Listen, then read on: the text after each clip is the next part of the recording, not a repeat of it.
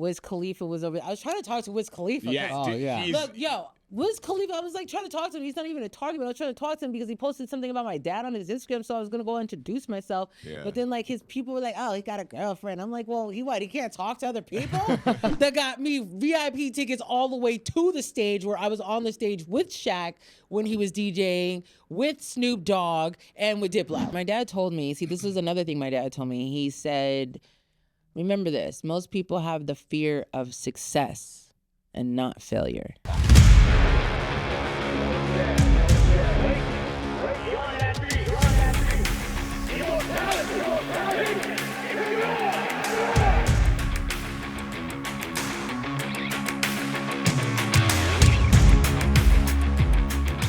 Ladies and gentlemen, welcome to Money, Loyalty, Legacy Podcast. My name is Matt. And you're with your boy, Ross, a.k.a. The Champ. And today's very special guest is an actress, athlete, activist, socialite, a social media sensation, and she also happens to be the daughter of legendary Hall of Fame running back Mr. Jim Brown. Ladies and gentlemen, welcome Miss Kimberly B. Brown. Hola. What's up? What's going on? What's going on? All right. I'm here in the Shy.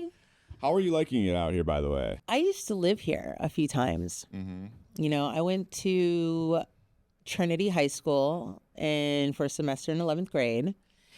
And I gave birth to my son here, so he's native. And I just never liked the cold. Yeah. Who does? The first time we're just talking about it, it's miserable. It's I don't awful. like the cold, and especially right now, I'm out here without a winter coat. So, I'm feeling it. So, I'm get back to, the West Coast to be happy. Is it an adjustment coming from the West Coast out here, even if it's just for the weekend? No, I travel a lot, so Yeah. I go everywhere. I'm a little bee. Yeah, for people that don't know, you got to follow Kimberly on Instagram because she is all over the place, right? All over the place, and I love being all over the place. Now, saying that you hate the cold, you choose your schedule based around the weather. So, like, okay, I had to I'll be in Chicago when it's warm. No, So you just go where you go? I just have to go where I go. Gotcha. And just suffer.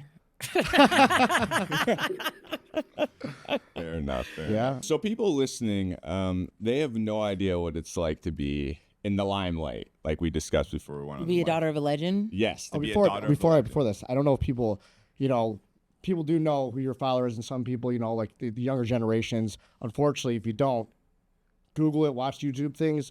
But he was voted the best football player ever. Yes. Not like a Hall of Famer. I mean, yeah, he is, but like ever. Like Yeah. there's no like it's My top dad's notch. the best. What are you He's talking he's a about? beast. He's the best. A Absolute beast. legend. Legend. Yes, absolutely. And he was Yes. also in, when I was growing up, he was in a movie called Original Gangsters. Oh, which I was love that an movie. absolute classic. If you guys haven't seen that, it is a badass movie. I Seriously. love it. Oh my Unbelievable. God. And he's in my all-time favorite football movie, Any Given Sunday. Yes. Absolute classic. Were you around for any of that? Actually, I was. I went to the premiere of Original Gangsters. Oh, nice. Yes, I went to the premiere of Original Gangsters.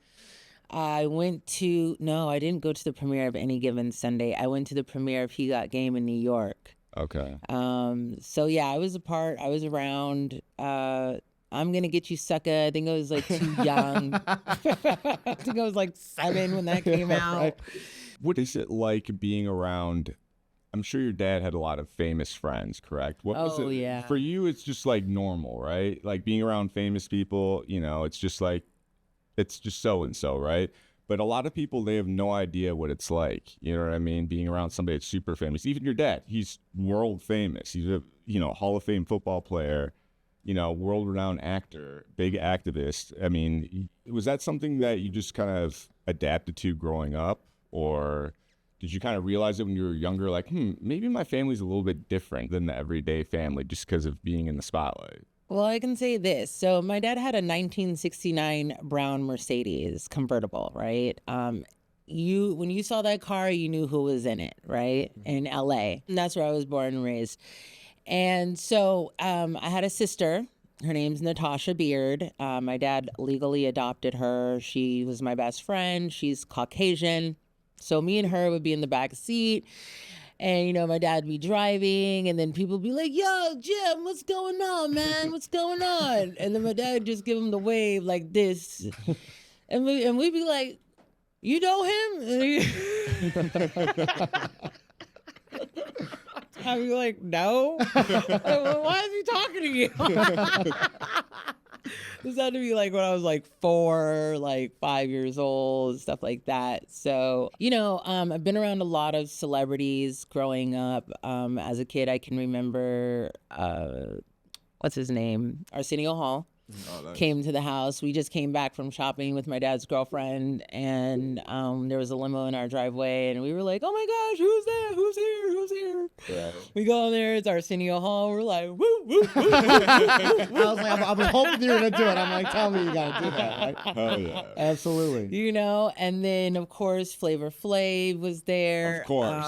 Legend. Yeah, Big Daddy Kane used to live with us. Oh, no kidding. Yeah, wow. That was fun. Me and Kane have an inside joke every time. Well, not anymore, but I think I wore it out. But every time I used to see him, I'd be like, yo, Kane, where's my rap? And let me give you the backstory. So when I was like, I forgot how old I was when Kane was like living with us. But I asked him, I was like, yo, Kane, can you write me a rap? Me and my uncle want to start a rap group.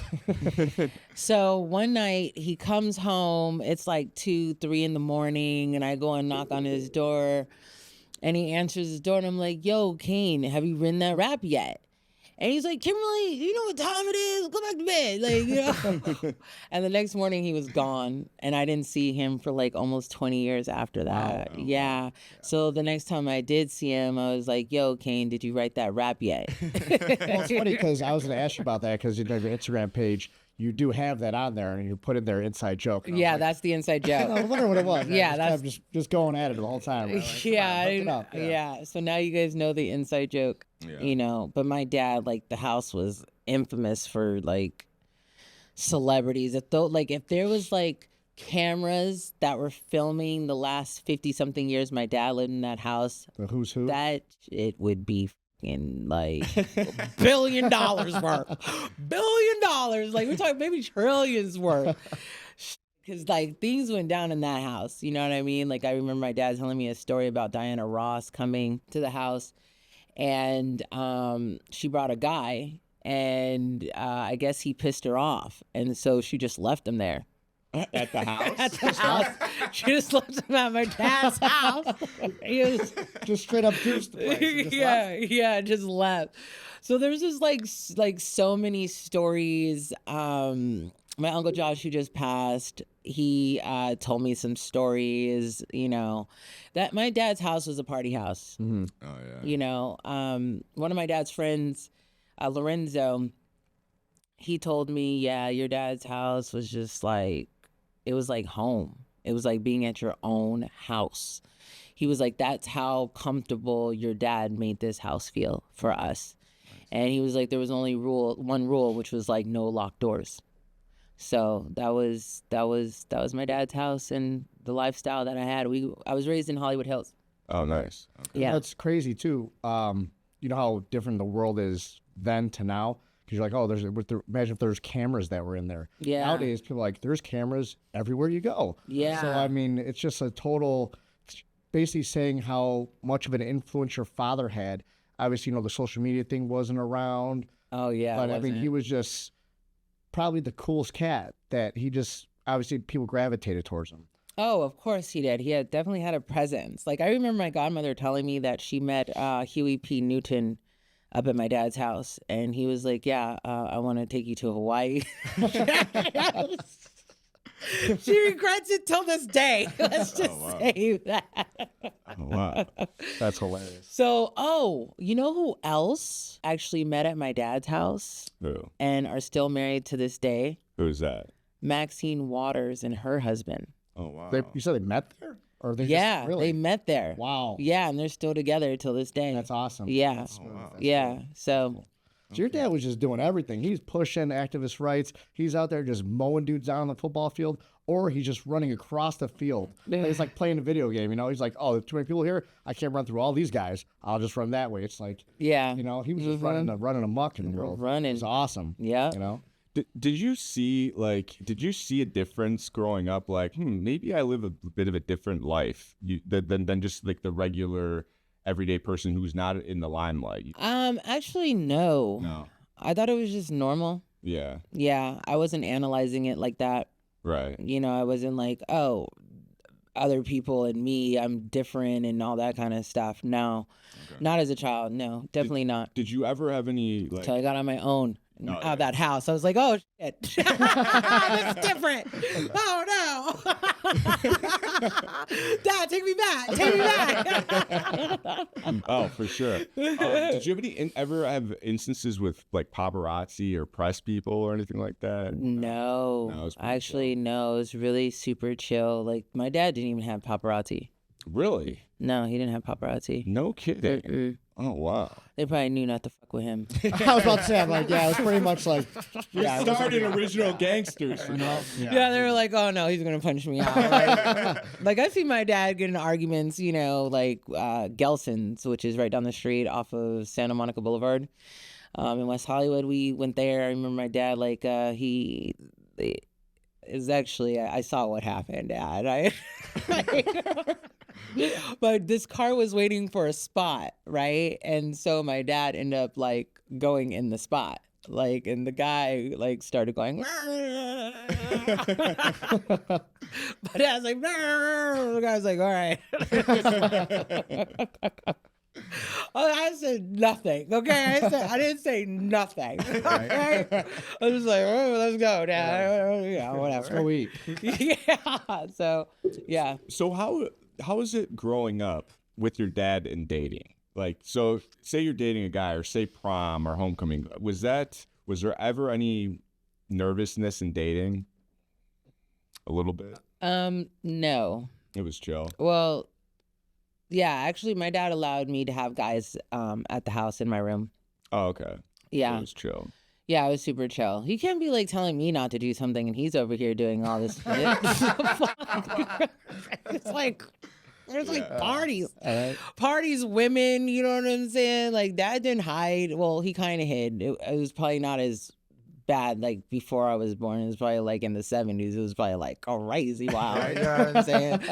And then I come in the 80s, so he's kind of like a little bit more like not settled, but he's still doing his thing, you know what I mean? Yeah. So but yeah, like the guys that I dated, I didn't really bring too many guys around my dad to meet. I thought that, you know, I don't know where I got it from, but I just always thought that if I was going to date somebody serious, maybe like towards marriage, then that's when I would bring somebody home to my dad. But all these guys that I'm just dating, hell fucking no. Hell fucking no. You don't deserve to meet my dad. Right? The fuck you mean? I was gonna say, they're probably like, oh, I'm gonna. I'm like, no, you're not worthy yet. You know what I'm saying? So that's how I look at it. So my dad only met 2 guys. One was actually my husband. And then like one of my ex-boyfriends met with my dad. And the only reason why he met my dad is because my dad was like, yeah, like, why don't you ever bring guys that you're dating up here and stuff? Like, and I told him too, I'm like, they're not worthy, Dad. They're not worthy. So then I was dating this one guy and he, you know, I was like, all right, I'll have you meet him or whatever. Oh my gosh. So he pissed my dad off. My dad ended up going off on him. And in my mind, I'm like, get him, Dad. Get him, Dad. Because I didn't really like him anyway. I was like, yeah, he be pissing me off too, Dad. You know what I mean? So it was cool. You know, I actually have that on, I taped the last 5 years of me and my dad's conversations and our time together. So actually that's on it. So I have that tape. Yeah. That's awesome. Were you ever hesitant about dating just because of who your family was? I mean, did you ever think, oh, somebody might be trying to date me because of who my dad is or something like that? Is that ever kind of crossed your mind at all? People tell me that. But yeah, I think that ex-boyfriend of mine, he was an opportunist. Yeah. I saw that from kind of the beginning. I was just kind of like, okay, but you know, you're kind of still hot, so I'm going to keep you around. Right. But, you know, but you're not going to get any opportunity over here. Just being in the world of entertainment in general. When you're in the entertainment industry, you know, some people outsiders might gravitate towards you just because you're in the scene, right? You might have connections or you're somebody. You can tell, Yeah. and see that, and that's what I'm saying. Like most of my, like, you can just tell about people. Yeah. You know what I mean? People show you who they are right away. Yeah. And you just really have to believe them. So I don't feel like I have people around me that are clout chasers. Like this whole new clout thing is crazy because somebody, like, I put a post on, I was like, they were saying some football player, I can't remember his name, he was the first guy that like retired at, 8 years or something. And I was like, my dad did. Right. And then somebody came in here and was like, oh, you're using your dad as clout. I was like, the fuck? How can you use your own dad as clout? Like, what are you talking about? It's a factual statement. Yeah, it is. So I was just like, this clout shit has gone like crazy. Like, seriously, like I'm like using my dad as clout. That's my motherfucking dad. Right, you get what I'm right, saying? That's my dad. Excuse me. I don't even know if I'm you can curse. swear. Okay. We already did it, so who cares? Okay, cool. But no, I don't think that, you can tell like when people are around you for clout, or just trying to use you. You know what I mean? And I'm sure there's a difference from being born and like you're around it, so you can kind of catch on to it, as opposed to being like, I know we're getting famous. You're like, this is kind of a whirlwind. So you kind of been in that just because of what your dad was and everything that's going on and what you're doing now and things of that nature. Like I feel like you probably have a pretty good sense of picking up on some BS when you see it coming. Oh like, yeah. My dad always said, don't bring that bullshit. Yeah. Like he did not play about the bullshit, and that actually rubbed off on me. I don't play with bullshit. So you're a huge proponent of keeping it real. Keep it real. Be yourself. Yeah. I'll like you or if I don't. Like, you know what I mean? And that's just how it is. Like, I have a huge network of people, from athletes to celebrities to billionaires to business people, all, to strippers. You get what I'm saying? I have friends from all walks of life. And the reason why I can have friends from all walks of life and be around different people in different groups is because, one, my dad set that up, because he's been around just from gangbangers to presidents of the United States, right? So I'm just like him in that regard. But with the celebrities and stuff, it's because I'm just cool and I'm real. Yeah. You know what I'm saying? I have good energy, good positive energy. If you play with me, you're going to see another side. Right. So that's just how that's going to be. So it's like, don't cause no problems. There won't be no problems. You want no smoke? Don't bring it. Exactly. Because I really do like to smoke sometimes. I really do. I do. I'm the shutdown queen. I like to shut people down and make them feel stupid. So it gives me life. So that's why I say don't come for me. Right. Yeah. Do you feel like your dad instilled a lot of his perceptions of reality, a lot of his morals, a lot of his viewpoints in you? Do you see a lot of yourself in him, I guess? Oh, yeah, for sure. I'm just like how him. You handle yourself. Oh, yes. And I'm actually recognizing that like more. I remember one of my friends I just met up with, we hung out for the night. He was like, you carry yourself noble. I was like, really? I do? I was like, really? Okay, sure.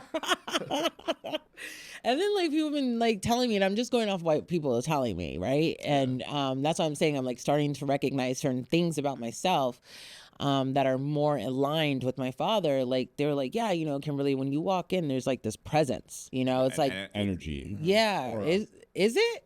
You guys can see that? Yeah. Oh, yeah. Really? Yeah. What are you guys it's a good, but here's the thing though, it's not like one of these, like the doors open, like, oh man, I gotta hide. Yeah. It's just like a good positive aura. Like there's an energy that's vibe. Yeah. Really? Yeah. Oh, wow. So I mean, I feel like you could easily change the outlook of a room depending on how you bring, like say if like you're ready and like you got that positive energy. Yeah. It's gonna bring that entire room back up. See, that's what somebody said. They're like basically saying that. And I'm like, well, I know my dad definitely had a presence when he walked in the room. For sure. So now I'm recognizing that more and being like, okay. But see, then I don't know about traits though, but it's like you're doing it subconsciously just because you've seen him do that and he was so well with so many people. Yes. And you just watch that and you're like, okay, it just kind of goes vicariously through you just because you've been around so long, and it's a good thing. No, it's a great it's a great thing because like our house was always open to people. Like people would stop by and just knock on the door, and my dad would give them his time. And my dad was like, he was very he was an extrovert, right?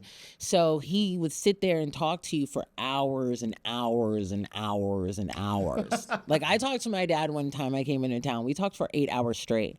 He didn't even use a bathroom break. I was like, Dad, what the fuck? Like, I'm over here like going like 3 times. You didn't even get up once. It's been 8 hours, Dad. You know what I'm saying? So yeah, that's just, and I'm like that too. I'm a social butterfly. Sometimes I go up to people, sometimes I don't, depending on the situation. I read the room. But if I I am a professional networker, socialite. So if I have a target, people that I need to talk to, I will go and talk to them. If I don't have a reason to talk to you, I'm not talking to you. Right. Yeah. That's just me. What was it that it's probably a beautiful and awesome thing for you to have so much film of you and your dad talking and things of that nature? Like, yeah. What provoked you to want to do that? I think it was God. God just did it. And you know what? He set it up so perfectly. He set it up so perfectly for me because now I'm about to go into a battle and I'm going to need those tapes. You get what I'm saying? So he just told me, and it was like, and you know what? It's crazy though. Like my dad knew I was like tape recording our conversations because I remember one time he went off on me. He was like, "Is this being tape recorded?" I was like, "No, Dad, I don't want to tape this." Okay. That's smart. But yeah, I think it was God that just gave it to me. Like I started the first tape recording that I got of my dad, it was when I told him that I had this idea and for a television show called Daughters of Legends. And my son was there and I recorded it because I just wanted to get his reaction of, if he liked it or not. And the first thing that came out of his mouth was, "I love it." Oh, nice. I just had the title. Okay. And then the second thing, he was like, "There's so many different things you can do with this." I didn't even have the vision yet. My dad could see it before I could even see it. And so that was the first recording that I ever did of my dad. And then it got messed up and whatever, and I lost it. But just remembering those two things of the conversation, that just keeps me going now. Right. Yeah. That's awesome. Do you that Daughters of Legends, did you do anything with that? Yeah, we're currently in production right now. Okay. Yeah, we're Can currently you in talk about production. it at all, or- Yeah, so I created a docu-series called Daughters of Legends. So back in 1967, my dad called all the top black athletes to meet with him, with Muhammad Ali, Kareem, Bill Russell, in Cleveland for Ali's refusal of the Vietnam War. Correct. Yes. So with the Daughters of Legends, I'm calling all the Daughters of Legends to make our legacy and our social impact and expand on what my father did with those men that day. Because, Ali ended up taking it to the Supreme Court and winning. So, they did that. Now we're coming for the whole United States to make an impact. Nice. Yes. Yeah, Can you doing get- it bigger. Here she comes with that aura, right? Taking the whole place. Yeah, yeah. Can you elaborate on that at all a little bit? Or? So yeah, so it's myself, and then my partner, the other main character on the show is Robin Charles. She's the daughter of Ray Charles, and then I have guest stars. So I have Rashida Ali, Maymay Ali. Mia Ali. Maymay might make an appearance, who knows. Mia Ali, Tamla Robinson, Smokey Robinson, Sherry Gordy, Barry Gordy's daughter. And then I have another group called Daughters of Sports. Daughters of Sports, these women come from professional athletes but played sports themselves. So I have Tanisha Taylor, Lawrence Taylor, Brianna Jordan, Brian Jordan, Vaz Davis, USC Anthony Davis, and Natalia Lamota, Raging Bull. And then I just am about to have Asia Bonds, Barry Bonds' daughter. Oh, nice. So yeah, so there's two different groups. There's Daughters of Legends, which means you come from a legendary father who revolutionized the world on and off the field, on and off the stage, whatever, right? You know their name. And, so Robin and I are the main characters as of now because we're following in our father's footsteps, which is what a true daughter of a legend does. And I can tell you two big examples. Layla Ali is one. She's the epitome of a daughter of a legend. And also Jackie Frazier-Lyde, who is also epitome, because they both are daughters of legends. They followed in their father's footsteps. Right. They created their own legacy. And they're also in the group Daughters of Sports. Oh, nice. So it's perfect. So that's where everybody should be aiming to. So yeah, for like myself, I continue my father's legacy by playing football for the X-League. Correct. And acting and modeling. You know, my dad was in Playgirl, if you want to say that's modeling. Hey now. Awesome. So, you know, and then my dad was an activist. This show is definitely going to showcase our activism work. So, yeah, that's Daughters of Legends for you. We're having a Super Bowl event coming up February 7th in Vegas. It's going to be the Legends Daddy-Daughter Sneaker Ball Prom. Oh, really? Yeah, nice. So all the Daughters of Legends and all the Daughters of Sports are coming together for one night for performances. We're going to do my dad's tribute. And then also we have a prom king and a prom queen, which is Jackie Frazier-Lyde and Lawrence Taylor. Oh, nice. Yeah. That's awesome. Yes. And Lawrence Taylor will be getting the Jim Brown Humanitarian Award. Really? Yes. And Jackie Frazier will be getting the Daughters of Legends Award.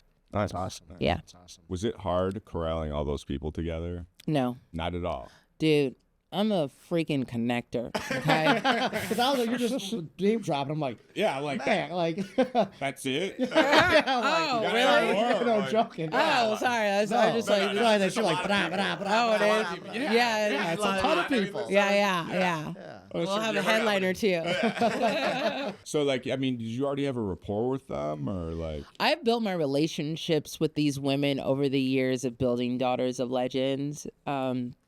To make sure I have the right team on board of women that encompasses the essence of Daughters of Legends, because there's Daughters of Legends has a different mentality than Daughters of Sports, depending on how you're raised. But, you know, Daughters of Legends, we really don't have any fear. Like the top tier ones, we don't have any fear. Layla and Jackie, like, they definitely didn't have any fear. Mm-hmm. They were beasts. Right. You know what I mean? In that ring. They were oh my gosh, I can't even do what they do. So I give them props. But like, you know, no fear, go get it. You know what I mean? And that's what our fathers instilled in us. Like I remember as a kid, my dad would be like, what are you scared of? And I'd be like, nothing. Because that's what I was trained to think. Right? It's the right mentality. Yeah. And so even though I was still scared, I knew what the answer was. But I remember he was instilling that in me since I was a kid. Yeah. Yeah, no fear. I mean, fear and the inner voice in most people hinders their progress in life. Like most people don't really go after what they want in life because they're afraid, or they talk themselves out of it before they even pursue it. You know what I mean? So if you have that go-getter mentality and you really pursue whatever it is you want, you know what I mean? You're unstoppable. But most people talk themselves out of something that they really, truly want to do before they even attempt to do it. You know? Oh, yeah. No, for sure. My dad told me, see, this was another thing my dad told me. He said, remember this, most people have the fear of success and not failure. Mm-hmm. So, you know. Because that's the first thing that pops in people's heads usually. Oh, I'm going to do this. Like, well, what if I fail? Boom. They're going to think about that right away. As opposed to being like, what about what I do when I make it? Yeah. You know? Yeah, see, I had the fear of failure, but God, you know, took me on a journey and, like, took me on a real journey, okay? And I still have a little bit of the fear of failure, but, like, you still just have to keep going. Mm-hmm. You know what I mean? Like, success is on the other side of fear. Right. Yeah, so you might have this anxiety, whatever, but you got to just keep going and keep, like... You know what I mean? Like which is great, because there's might be a lot of people here that are listening to the podcast or watching it, and they might be held back, and they see a woman like you that's just like, I'm Superwoman, I'm doing this. So it's inspirational that you're doing. Oh yeah, I got to do it for sure. Oh yeah, one, I'm doing it number one for God. Number two, I'm doing it for my dad, and then number three, I'm doing it for all the rest of the people in the world and the Daughters of Legends. Yeah. So yeah, that's really good. So how do you vet the girls that you have on, right? Like how do you assess them to how do you assess whether they're worthy or not to be in one of the groups? I spend time with them. Yeah. Yeah. So, like I said, I'm a professional networker, right? So I build relationships with people. And I know how to build relationships with people. You guys are going to have to buy my book. I'm not going to tell you my keys right now. Hey, that's what I'm talking about. What's the name of it? Yeah.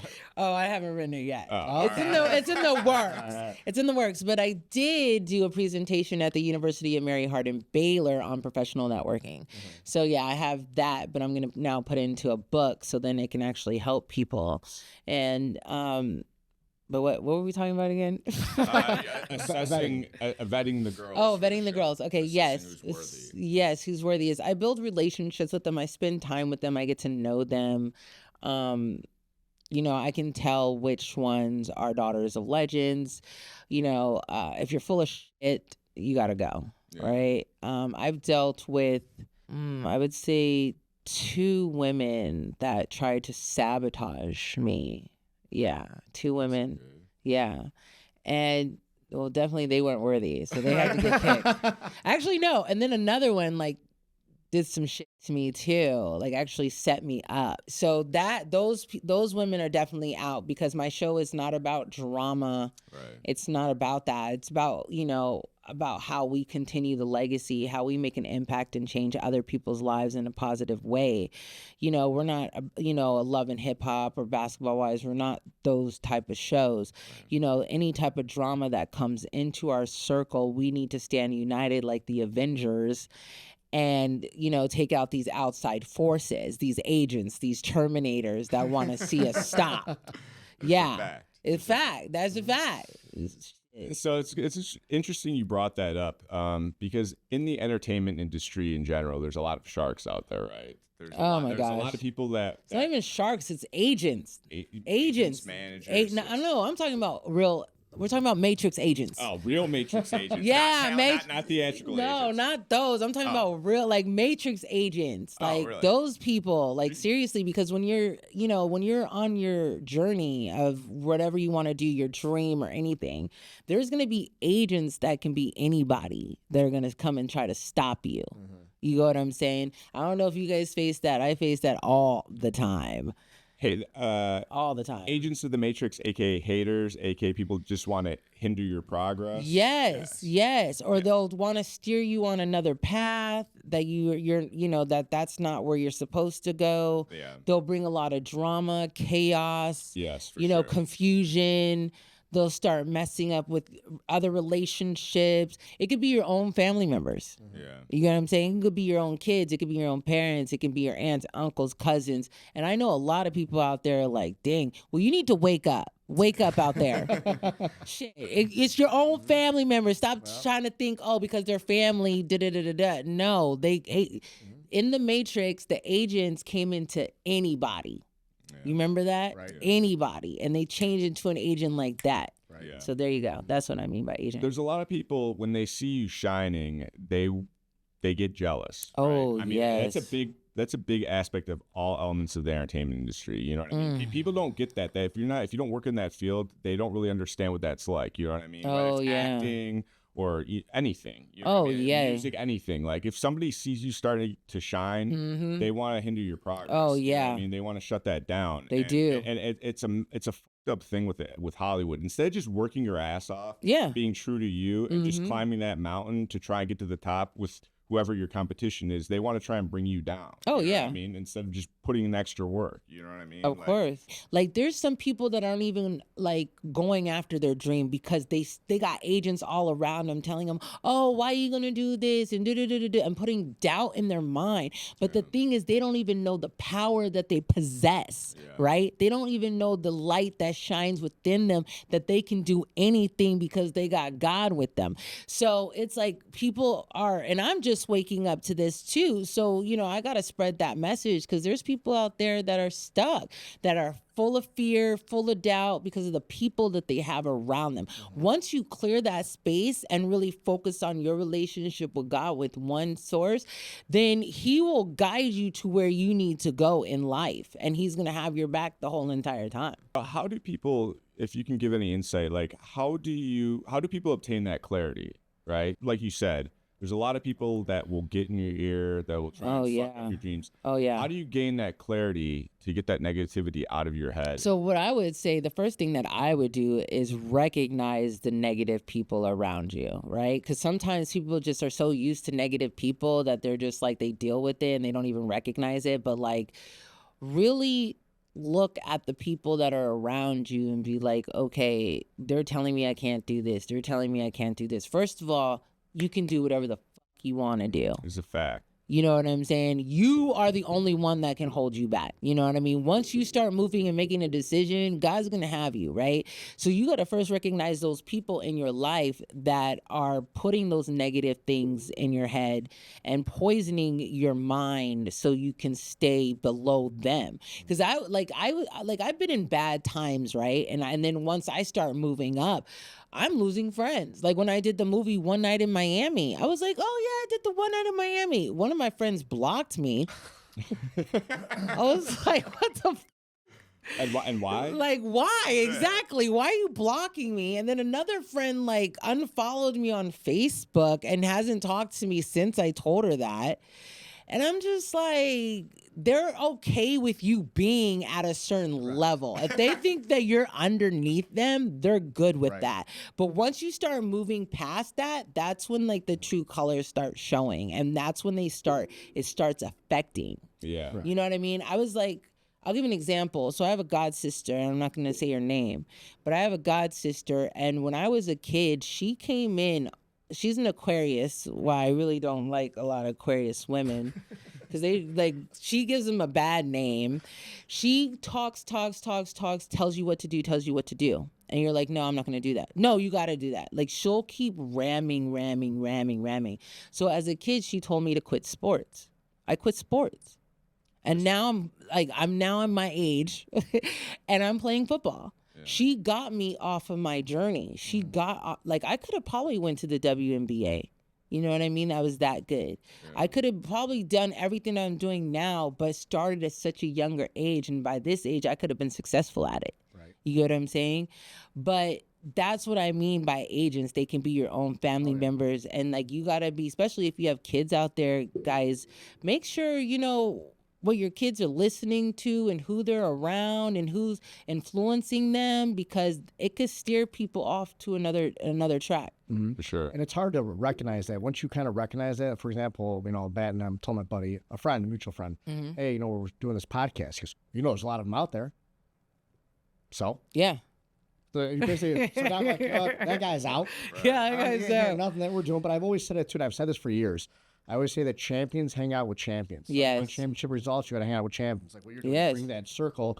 You have that tight circle. You can see everyone growing. Yep. You know, I'm in a circle of friends, and I see my one buddy doing really well. I'm happy. Yeah, I'm happy. Yeah. Why would I hate on my own friend? I see him winning. Now I want to go harder at what I'm doing. So when I see him winning, I'm gonna help him win. See, that's what stupid people are stupid.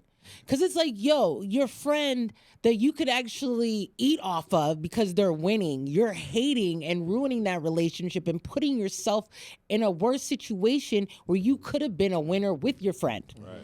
It makes no sense to me. The logic makes no sense to me. You know what I mean? Matrix. It's crazy. And just poisoning for no reason.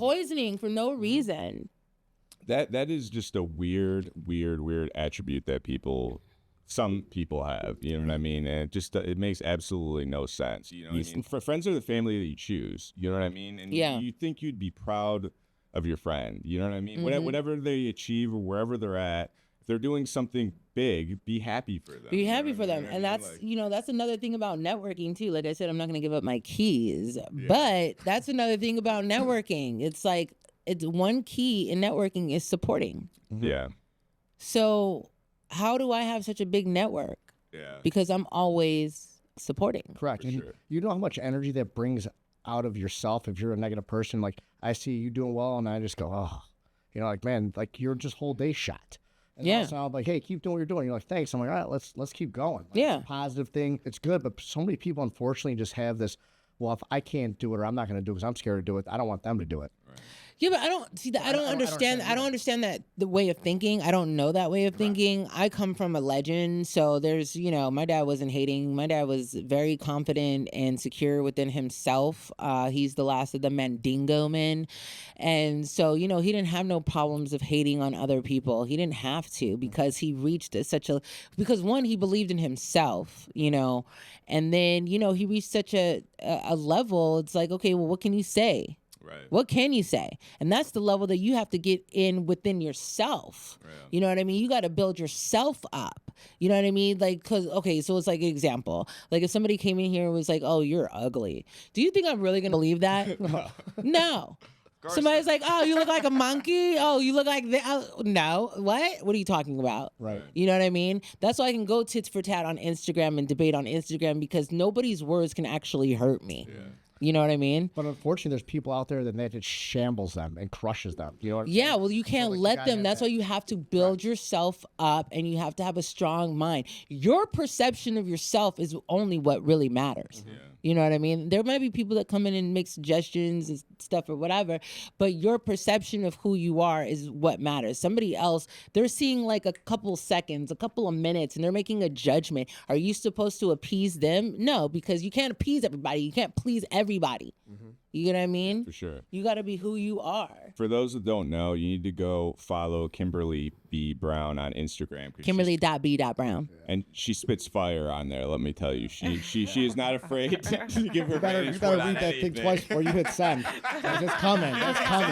Look at the rap. If you try to sign her DM, it's some bullshit. I'll tell you right now. For real. She's got a loaded gun and 3 clips in her back pocket. So it's coming. Shoot, I go up against a lot of people. Like I pick my fights. Not every battle is a battle, a war. But the ones that I choose, like on Instagram, though, like you can't come for me. I was taking on there was I don't know, I don't remember. It was like over 700, over 1,000, I don't know, comments on Tony Baker, the comedian's page. We were going head to head. I was going head to head with everybody. People were coming in like, damn, she holding her own. I'm like, yeah, don't come for me. So networking, right? That is a very, very important skill. And I'll be honest, I am horrible at networking, right? And the entertainment industry as a whole, it's a pretty important aspect, right? You're in the most important position that you could do that. But go ahead. Go ahead. Okay, let's just say some famous actor. You're okay, let's talk about Tommy from Force. Okay, Joseph Sikora. It's Joseph Sikora. Yes. I call him Tommy. Okay. Tommy! What up, How you Joseph? doing, Tommy? Anyway, okay. She's a big fan. She yeah. loves you. She loves yes. the Oh, show. I just ran into Isaac Keys the other day too. Nice. Yeah. Yeah, at the Grammy 50th Hip Hop Trivia. Oh, nice. Yes. Cool guy. So, question. Yeah, he's super cool. I like him a lot. Do you have Tommy's number? Yeah. Okay, good. All right, just making sure. That's kidding. Yeah. No, I just wonder. I'm testing you to see if you're a networker. I mean, I am, but I don't hit him up that often. You know what Yeah, I mean? I saw yeah. him in New York or whatever, but it goes back to the whole networking thing. So say I have famous person's number, famous actor's number. Mm-hmm. It's hard to get out of your own headspace. For me anyways, I was always I don't want to bother this person, right? This person's getting hit up by people all the time, they're world famous, blah, blah, blah. Not just Joseph, but any super famous person. I had this mentality of what does he want? He doesn't want to talk to me. He's just being nice by giving me their number. You know what I mean? Yeah. Him or her. So I never I was never big on texting him or calling or anything like that because I always felt like I was being bothersome. You know I feel like that sometimes too with people. Yeah. But you have to have the right approach and sometimes just say, F it. Yeah. Yeah. No, for sure. Yeah. You don't want to be a bugaboo. Yeah. Yeah. And I don't like that. And I found that most people, if you're cool, they actually don't mind hearing from you. You know Actually, what I they mean? don't. They really The don't. grass is actually green on the other side. Yes. People aren't as bitchy and angry as you might paint them out to be in your own mind. You know what I mean? Mhm. Every famous person I've met I've had a rapport with, they always end up being super cool. You know what I Yeah. mean? It's just me being me in my own head. But I think that's everybody, until you actually have a secure relationship with that person, it's once you become friends, but at the beginning it's kind of okay, well, I don't want to bother them, and stuff like that. Nobody can sometimes when people bother me, I just put them on silent so I don't get notifications from them and stuff like that. Yeah. Or I just block them. Right. But sometimes they're so busy that they miss your message and then they never see it. Right. And then you miss the opportunity. For sure. So it's like, how bad do you want it? Yeah, that's true. And the thing is, like, a lot of people forget that at the end of the day, like, we're all on this journey of life together. And we all have the same destination one day. Yep, you know we what do. I mean? Death. Like, Yeah. Heaven for me, though. Hey, there you go. So, I mean, we're all human beings, you know what I mean? Yeah. And, like, some people might be world famous, might be a so-and-so, but at the end of the day, they're just people just like us. Yep, And so exactly. They are just people just like us. Yeah. And yeah. it still can be kind of nerve-wracking when you're around somebody that's super, super, super famous that you're a fan of, right? I mean, I worked with Eminem. Who are you a fan of? Who am I a fan of, or who? Eminem. I mean, Eminem? Okay. I was super nervous, like, talking and interacting with him. But Okay. outside people that I've never met, that I'm Yeah. a big fan of, as far as like music or acting. Anybody that you just was like, if you saw them, you just be like, oh my gosh. Denzel Washington. That's a good one. What about you, Ross? I do it right off the bat. Mark Wahlberg. That's my guy. Oh, Mark Wahlberg. Yeah. Oh, Mark Wahlberg is a target for me. I'm gonna fanboy on that one. You know, Okay. I've been around, like, very fortunate to been around, like, you know, like Matt, like said, like, famous people and things, and then you realize they're just cool, regular people. Yeah. Like anything, either you're cool or you suck. You know what I'm saying? But for sure, like, I lived in LA for a little bit. If I saw Mark Wahlberg, I'd be like, oh man, that's the guy right there. That's my boy. Okay. That's my He was boy. just at F1. I saw him. He was going to be at Dre's, and I was like, oh, I don't buy tickets, so I'm not going. Now, what about you then? Yeah, My other question's got to yeah. go back to you. Oh, it's number one is going to always be Missy Elliott. Missy Elliott. hell Yeah. yeah. If Missy Elliott came in, I just be like, oh my gosh, Missy. Queen. I like act a fool. Yeah, but that's the only one. The only one. The only one. The yeah. only one. The only one Well, that I would fan for. What sets her apart from every other? Man, celebrity? she's nostalgic from when I was a teenager, dancing to Rain, All right. to her music, man, she had me just going the way that she made me feel with her music. It was like dancing. It was like, like, yeah, Like, Missy. it's still like that. I It's hear still- Missy no, it Elliott. is I hear still Missy like Elliott. this. My buddy, a good friend of mine, he'll play Missy Elliott all the time. He's like, dude, this is my jam, bro. I'm like, how could you not love it? I know. What my dream is to have her perform at my Super Bowl event. Not this year, but one of them. So that would be like a dream of mine, so that I can actually meet her. I'm only 1 degree away from her. I'm 1 degree away from everybody, actually. Let's just keep it real. Yeah, I'm 1 degree away from her. But yeah, I'll meet her one day. I actually, when I went to the 50th tribute for Grammys hip hop, I can't say the whole thing, but I had a couple before I was going. I was like, okay, who are my targets, you know? And so Queen Latifah was a target. Got to her. Juicy J was another target. But you know, my brother DJ Paul from 3-6, like I can meet Juicy anytime, pretty much when they're on tour. But I really wanted to meet him that night, so he was a target. Your phrasing though, target. Like, They're targets because the targets mean like I'm setting myself up to be in position to go and speak to them. Correct. Okay. Nice. Yeah. So you have to have a target, right? If you don't, then you're talking to everybody, wasting your damn time. When you have targets, you're like boom, boom, boom, and you get off the list and you do what you're supposed to do. Right. Queen Latifah has been a target for many, many, many, many years. I did speak to Common there as well. He's been a target for like a year. Super cool dude. Yeah, he's super, super cool. One of my favorite songs I used to love her by Common Sense. Have you ever heard that? Mm-mm. I'm not a Common fan. Oh, well. Oh, maybe I shouldn't have said that. He was a target though. He was a target. He was a target, but it's not for music. Well, he's a good actor Yeah, too. he does laugh. Yeah, but he has a production company too. So Nice. yeah, so that's the do target. you have a game plan then, like ahead of time? You're like, so and so is going to be here. This is Yeah. That's the target. Yeah. How do you maneuver your way in between the publicists and the security? Oh and God, the other God, celebrities? Like, God. Really? God. So Yeah, you God say opens God doors showed for me. No, God opens doors for me like crazy. I'll give you an example. Okay, so let's just say at the 50th hip hop tribute, right? First, I was in my seat, right? So DJ Paul got me the tickets. We were sitting in the seats. My godmother, my godniece. We ended up going backstage. Then we got into the room with everybody that was in there, like Common, everybody, Akon, Rick Ross, everybody was back there. So then, then I came out, saw one of my guy friends I grew up with. He was like, oh, yeah, I got a seat for you on the floor. So then I got on the floor. I got to see Queen Latifah. I saw Flavor. And I was like, Flav, da-da-da-da-da. That's when I saw Isaac Keys. And then, that was it. Those were like pretty much my targets at that time. Common was backstage, so that was great. And then Juicy J already left, so I missed that one. And yeah, and then like I'll give you another example, like Super Bowl. I took my girlfriend to Super Bowl last year in Arizona, right? We're going to Shaq's Funhouse. Now, I pick her up, I tell her I have to warn her, like anybody that rolls with me, I'm like, be like water. Be like water. You know what I mean? Because you don't know what God's gonna do. Like I already give him a heads up. We get to the front where the tickets are. I'm like, oh, Kimberly Brown. I'm over here name dropping.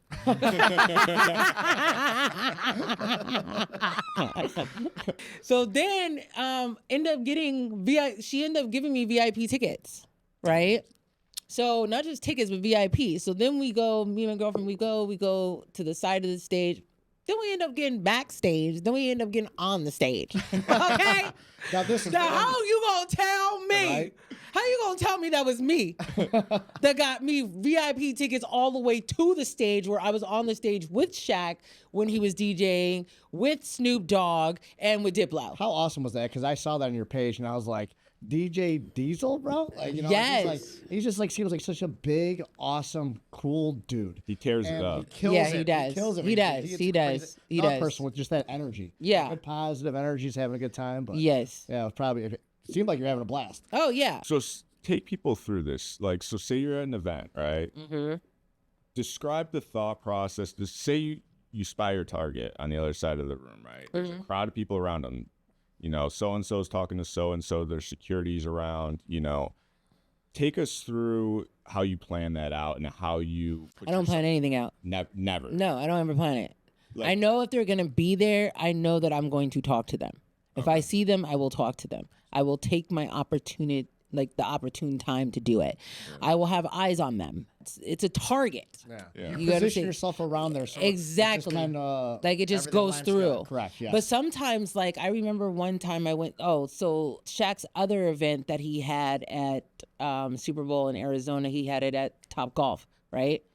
Do you know, like right when I'm walking in, Shaq's walking in, okay? Yes. Then I went to go change and come back into Top Golf. So he saw me once, and then I came back into Top Golf, went to the restroom, came out, boom, we meet again. Right. You can't tell me that's me. Mm-hmm. You get what I'm saying? You can't tell me. God puts me in position. No, absolutely. You don't want to give up all your secrets, but networking is probably one of the biggest, most important aspects of life, right? It is. So say for somebody that's just shy and they're not as outgoing, they're not as personable as you per se. How do you recommend that they go about their journey of networking? And LinkedIn. Okay, LinkedIn. that's it. What Yeah. happens if they want to go cold approach somebody at a spot or an event or something like that, but they don't have the confidence? Well, you can't have any fear. That's number one. You can't have any fear. So you're gonna have to get rid of your fear. You Yeah. know what I mean? You're gonna have to get rid of your fear. And what you do is you put yourself in positions, maybe with some Z celebrities, right? Go talk to some Z celebrities. Then move your way to the A's. There you go.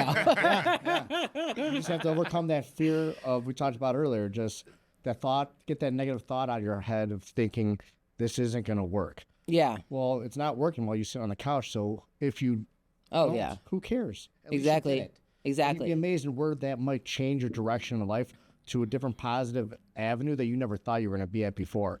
And then now looking back, you're like, wow, a year ago I was sitting on the couch, scared. Yep. And I'm over here with something different, with a whole new outlook on life and positive. Oh yeah. stuff. Oh So, yeah. And I'll give you an example. So like LA Super Bowl, Arizona Super Bowl, I was planning on a Super Bowl party, right? The first year it failed. I failed. And so then like the second year I was like, I don't really want to start in Arizona, somebody else was taking care of it. So I was like, if it's a go, it's a go. If it's not, it's not. I don't care. Whatever. It's not on me, right? This year, Super Bowl, I had somebody come in talking about agents, not procrastinated, but held me up for 2 months. So wasted 2 months of my time, right? So they were supposed to do something for me. They didn't do it. I was being patient, and I said, fuck this patience, and I finally went off. Now, this Super Bowl event, God is bringing in everybody. You talk about how I got these people together. God, right? I'm having people come to me and be like, I want to help you. Like that's another thing when God will start sending people in to help and support you, and they'll be like, hey, I want to help you with this, or I want to help you with this. And they're not even charging you. They just want to be a part of something. Right. So that's another thing that I see, especially with this year's event. Like, it's like, hey, it's a little scary because it's like I'm doing everything. I don't know everything that I'm doing. I used to be an event planner for God with my company Blue Line back in the day. But like, this is on a bigger scale. This is like bigger. This is Vegas. This is Super Bowl. This is like Palms Casino. Right. You know what I mean? This is like big celebrity galore. Yeah. Like, Kimberly, you can't fucking fail. You know what I'm saying?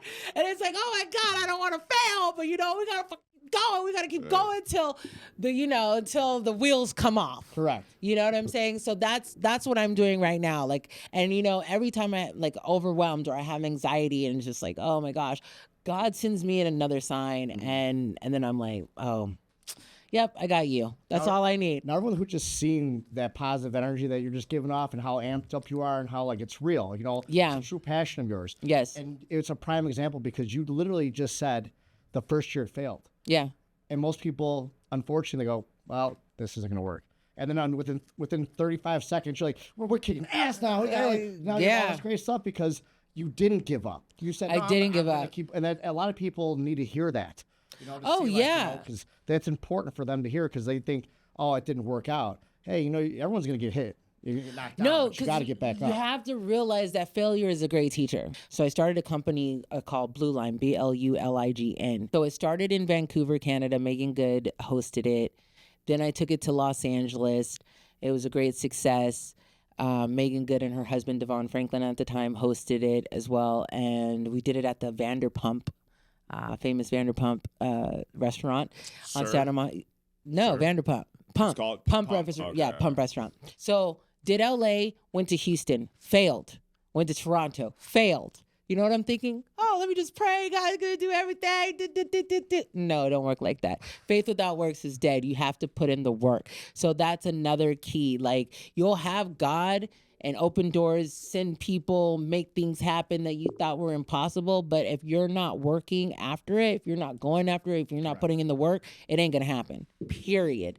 And it was hard, but I did Austin, Texas after that. It was a success. It was just for me to get my ass up and go back out there and do it. Mm-hmm. And then I did Philly. Like, I met somebody, I met somebody in Austin who's now still my best friend till this day. His name is Sid McClendon. And he came in, he was like, yeah, I want to help you with it. And he lived in Philly. And so he put it all, like, he helped me. He advertised for it. He helped me find the venue.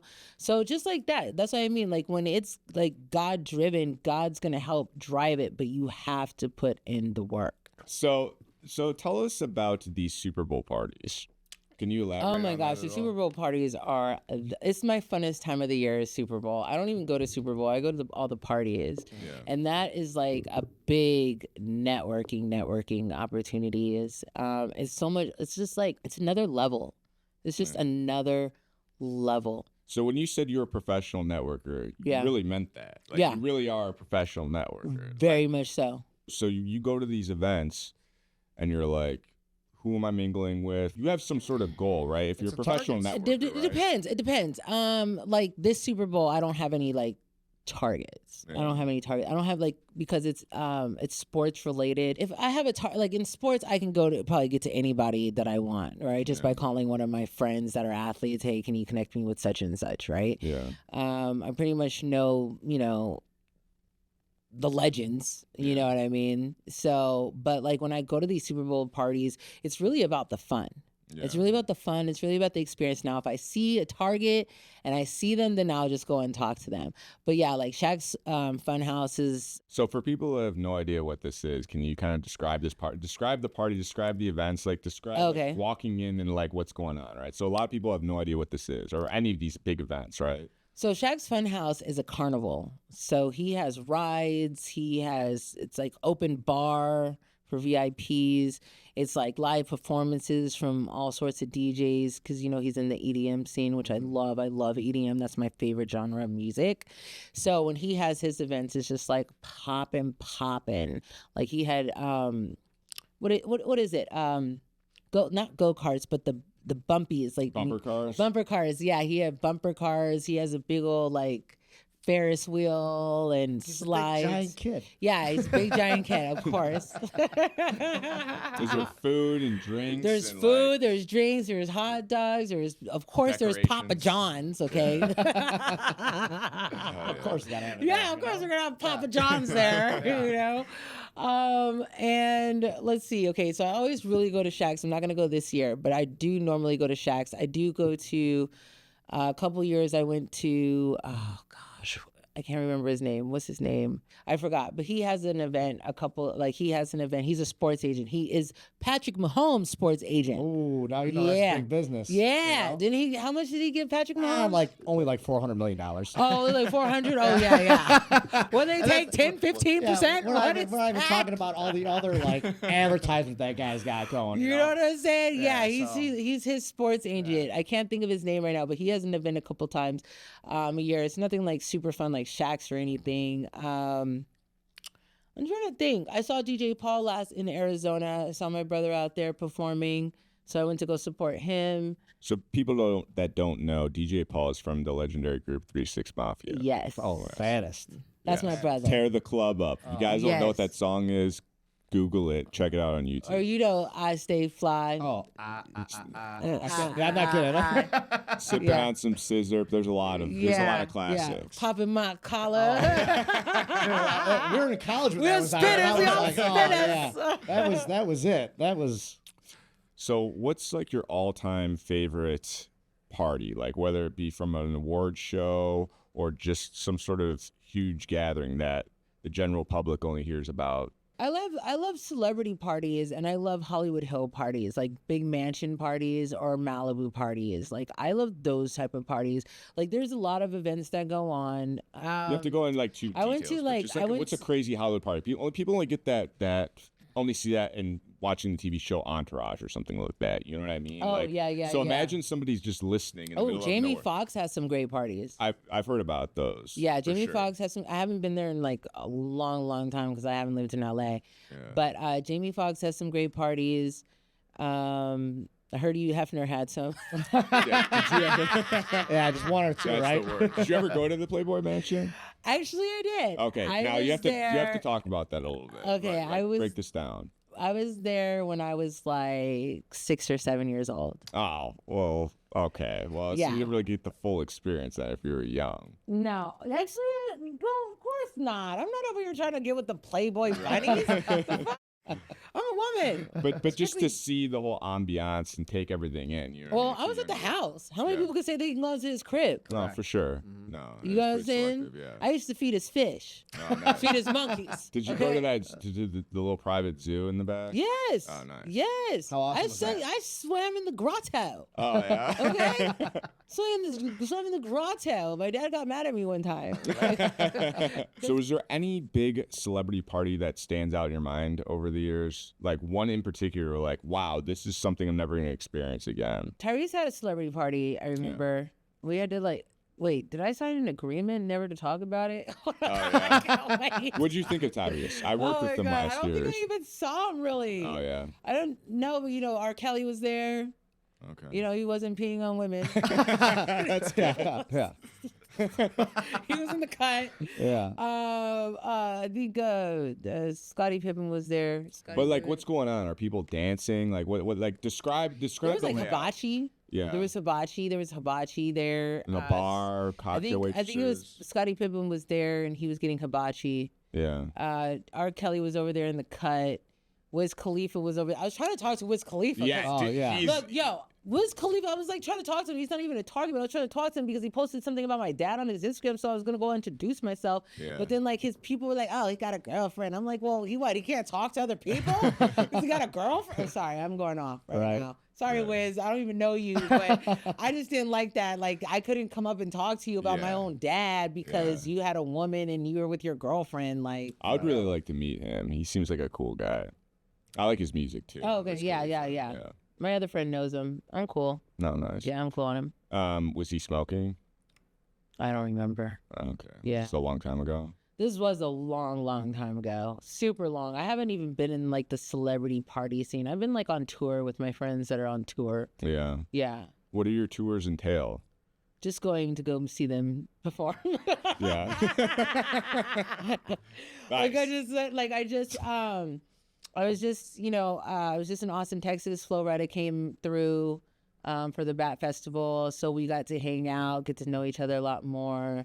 Oh my gosh, I love him. Flo Rida is the dopest, coolest, most humblest, just boss man that you can think of. Yeah. Yeah, I was It spitting seems that. like it. Yeah, I was spitting that game to Flo like. Da-da-da-da. He was like, yeah, yeah, yeah.